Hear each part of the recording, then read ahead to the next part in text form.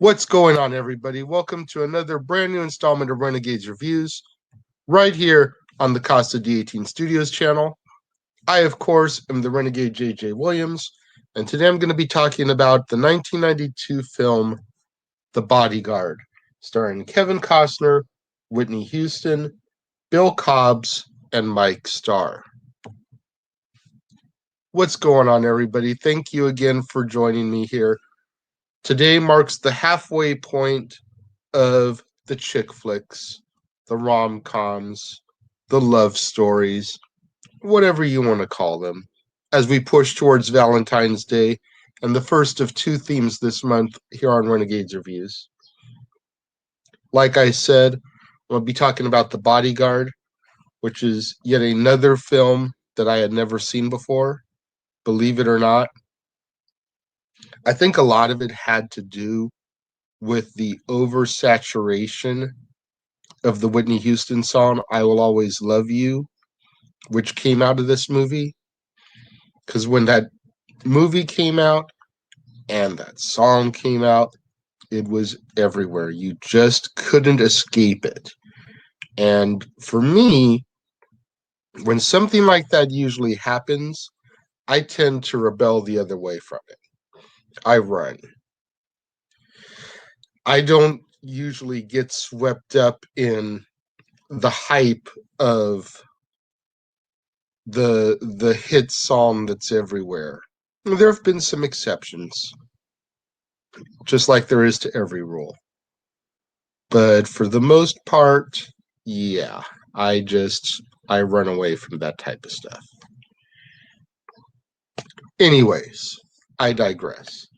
The film centers around Rachel Moran and Frank Farmer. Now, Rachel is an Oscar-nominated actress, music superstar. Let me bring my notes a little bit closer so I don't have to keep looking way over. And she's receiving death threats from a stalker, right? Frank is a former Secret Service agent who served during the Carter and Reagan administrations. Now, here's the first problem I have with this film, okay? Kevin Costner, who portrays Frank, was born in 1955. Now, we're going to assume here for a minute that the character of Frank is the same age as Kevin Costner, okay? Jimmy Carter was sworn in as President of the United States in 1977. That would have made Kevin Costner, Frank, 22 years old at the time. Now, I find it hard to buy that a 22-year-old would be protecting the president. Even if he was an elite soldier or a marksman, a 22-year-old protecting the president. Now, I could maybe buy that he was on the Secret Service detail, but to be that close to the president where his life is in your hands at 22 years old, I have a hard time believing that. Now, Reagan, maybe I could buy a little bit more because he'd be 26 at the time. He'd have had a few years' experience under his belt. Okay. Carter?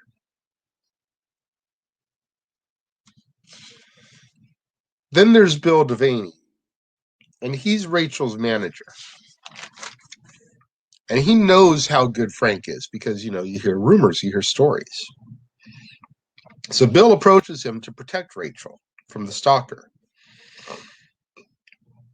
And once Frank examines the house security, which he discovers is abysmal,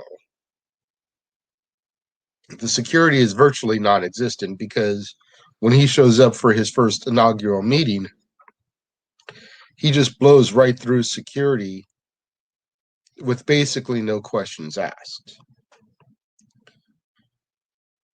So Frank examines the house and he begins to implement his changes to make Rachel safer and new protocols, right? Rachel begins to accuse Frank of being paranoid. And she doesn't realize this is his line of business. This is his line of work. Protect your assets at all costs. Protect your clients at all costs. She's complaining that his ways are intrusive to her lifestyle. And her existing bodyguard, Tony, he resents Frank almost immediately. Because Tony's been the guy. He has been Rachel's man, Rachel's bodyguard. But during his watch, the stalkers appeared. So he must not have been doing too great a job. This leads eventually to a brawl in Rachel's kitchen where Frank beats the piss out of Tony without even really trying. Like, that's just how good Frank is. Tony tries to come at him with knives and everything, and Frank just, with his bare hands, beats the piss out of him. Really good fight scene. A little something in there for the guys that have to sit through these movies, you know? Now, despite everything that's going on, the stalker, everything going on right now, Cy, who's kind of like Rachel's publicist, keeps throwing her out there in public where she could be a target. Now, I gotta admit, for a good majority of the movie, I thought Cy was the stalker. He just oozes creepy and jealousy and envy, and you just look at him and you want to smack the crap out of him. So he keeps putting her out there where she could be grabbed, assaulted at any minute. To the point where one night at one of Rachel's performances, a riot breaks out. Frank comes into the rescue, and the heat of the moment of everything brings him and Rachel closer. She kind of understands a little bit more what's going on at this point, but she still isn't fully ready to concede. But they end up coming a little bit closer. To the point where they even go on a little date together to a restaurant, bar type place, you know, a little dive.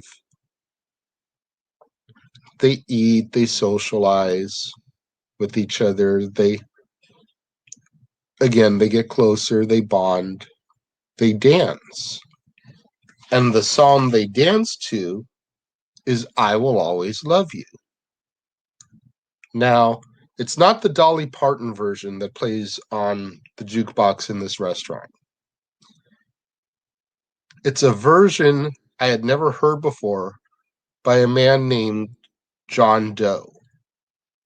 And the name John Doe may sound funny to you guys because you think of a John Doe that's somebody with no identity that gets found. You know, he's a John Doe.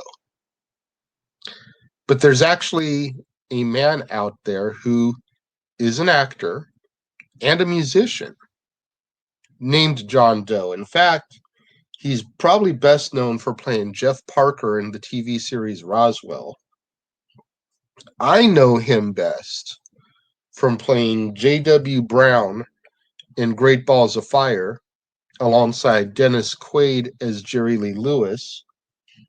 J.W. Brown is Jerry Lee's first cousin and the father of Myra, who's the cousin that Jerry Lee marries and causes all the controversy. And I also know him from playing Earl Blackstock in Pure Country, which is a movie I'm sure I'll get to at some point here on the channel. And then he's also a founding member of the punk rock band X. So he's already a musically talented performer, you know, being a member of a punk rock band. In Great Balls of Fire, he plays bass. In Pure Country, he plays drums, legitimately, not just overdubs or nothing. He is playing those instruments. In his punk band, which still tours and performs to this day, pre-COVID, of course, he plays bass. So it was just an interesting tidbit to research that, because whenever anybody hears "I Will Always Love You," they immediately think Dolly, Whitney. Diehard country fans might even think of the Vince Gill version that came out in the late 90s, early 2000s. Don't quote me on the year there. He had a solo version and a duet version with Dolly. But this is a version I had never heard before. And so I wanted to research who did it, because "I Will Always Love You" is obviously the theme to the movie. Going back, the morning after the date, they end up sleeping together that night. And the morning after, Frank immediately has regrets. He's crossed a line that he shouldn't have crossed with a client. Can't happen again. He's almost willing to leave over the situation, but he gets talked into staying because it compromises his ability to effectively protect her, because feelings are involved. It's no longer just a job. Now there's feelings involved. Can't have that. So as a result now of Frank kind of pushing Rachel away after all their bonding, Rachel starts to get kind of petty and defying his security measures at every turn. Even attempts to sleep with an old colleague of Frank's named Greg Portman. Now, Greg was also a Secret Service member alongside Frank. And they meet in Miami during an appearance for Rachel. Rachel's about to sleep with him, but she changes her mind, kind of gets him off her. He leaves kind of upset about the situation because, he thought he was about to score with her. And it isn't until the stalker places a threatening phone call, trying to pose as Rachel's son, Fletcher, that Rachel finally sees the severity of everything going on. And she realizes she needs to completely trust Frank, succumb to his whims. Whatever you need me to do, I will do, because now my son is involved. So Frank thinks about it for a minute, and he decides to take Rachel, her son Fletcher, her sister Nikki, and her driver Henry up to a cabin in the mountains. Now, the cabin is the home to Frank's father, Herb. One day when they're out walking, Frank and Herb, he sees some footprints. And at first, him and his dad are talking. He's like, pegs the animal that the footprints belong to. Good job, you're a good tracker. But then Frank sees another set of footprints, more human. Realizes that it doesn't match any of the men folk that are there at the cabin. And he flips into action right then and there. Starts running back to the house, and he sees Fletcher on a motorboat by himself. He's trying to start the boat off and go out into the river. Jumps off of the pier there, knocks Fletcher out of the boat, saves him, brings him up to water. Everyone's like, what's going on? Fletcher can't swim, so Rachel's paranoid, flipping out, because she thinks Frank is jeopardizing her son's life. get back onto the bank there, and he apologizes at first. Then the motorboat explodes. Fletcher almost died because whoever those other footprints belong to is trying to kill him. Frank assumes it's the stalker. Everybody assumes it's the stalker. But how would the stalker know where they are? So after Frank secures the perimeter for the evening, a drunk Frank tries to come on, or a drunk Nicky, tries to come on to Frank.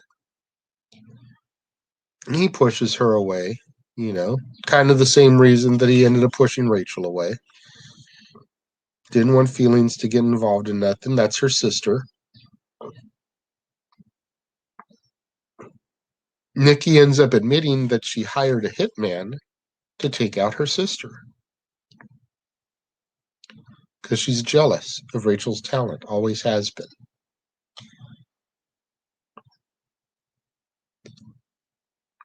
Doesn't know who it was. It was anonymous. But now we know that Nikki's involved.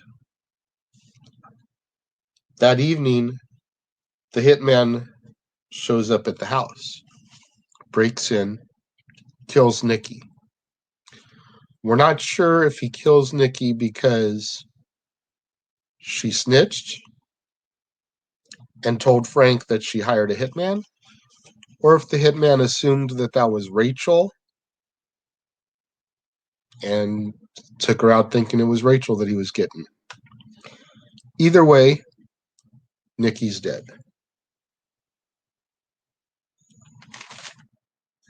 Throughout all this, Frank learns that the stalker has been apprehended back home, which means that the stalker and this hitman are two completely different people, two completely different suspects, if you will.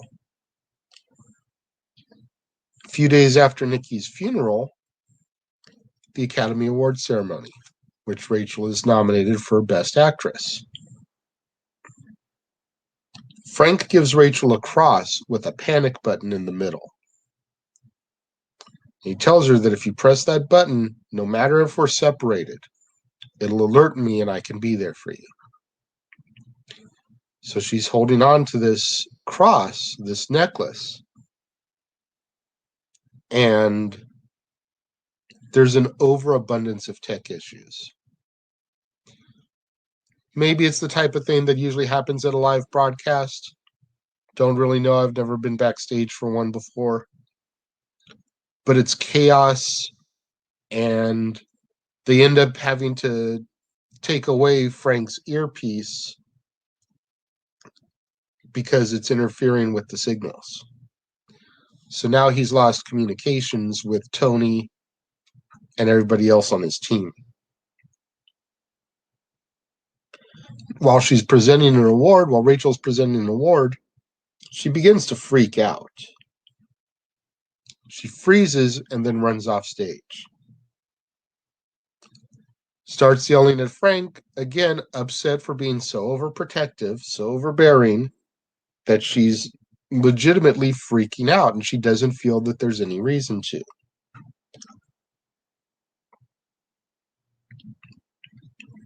Later on in the evening, Rachel is announced as the winner of the Best Actress category. She goes up on stage to receive her award, and the hitman reveals himself. It's Greg Portman, the same man that she almost slept with, Frank's former Secret Service colleague, which explains why he's such a pro in being able to track, because he's had a lot of the same experience and training that Frank did. Portman is wielding a gun disguised as a video camera. Pure genius, in my opinion, because I'm watching this film and it looks like he's got this video camera. And you think about, when the red light comes on, that means that camera is live. Well, the red light is coming from his gun so he can aim at his target. Genius move, in my opinion. When he's about to take his shot, Frank runs on the stage, jumps in front of the bullet, setting off mass chaos and panic in the crowd.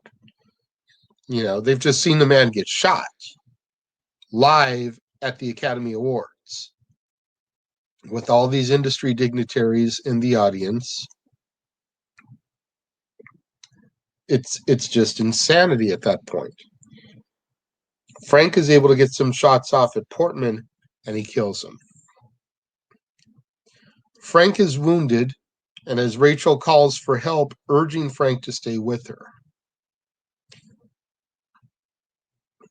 Of course, Frank recovers from the shooting, and he goes to the airport to bid Rachel farewell. They realize at this point that their relationship can't work. He's always known it. She now understands why. The plane begins to take off, but then Rachel demands that the plane stop. So the plane stops in its tracks before it can lift off. She runs off the plane right into his arms, and they give a huge hug and a passionate kiss farewell before they depart. When next we see Rachel, some time has passed. It doesn't really tell us how long. And Rachel is on stage performing I Will Always Love You, which ties back to their first dance. I had always wondered how the song played into the movie. But I think that the way they did it was just beautiful, because now she's basically singing it as a tribute to Frank. Like I said, they shared their dance to that song. And as she's performing, we cut to Frank, and we see him keeping an eye on his new client, while a priest holds onto a cross very similar to the one he gave Rachel. And the movie ends.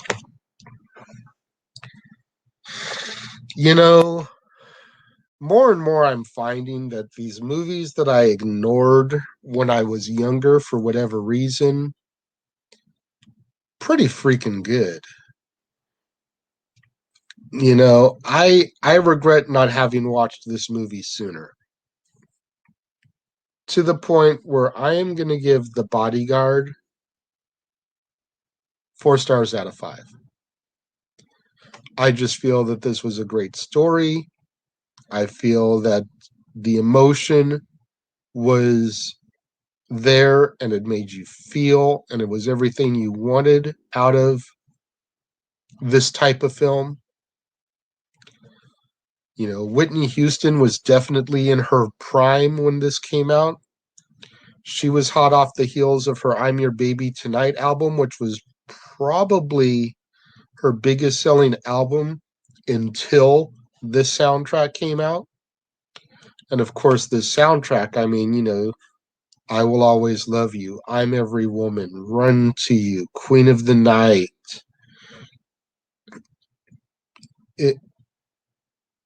So many hits for her out of this album.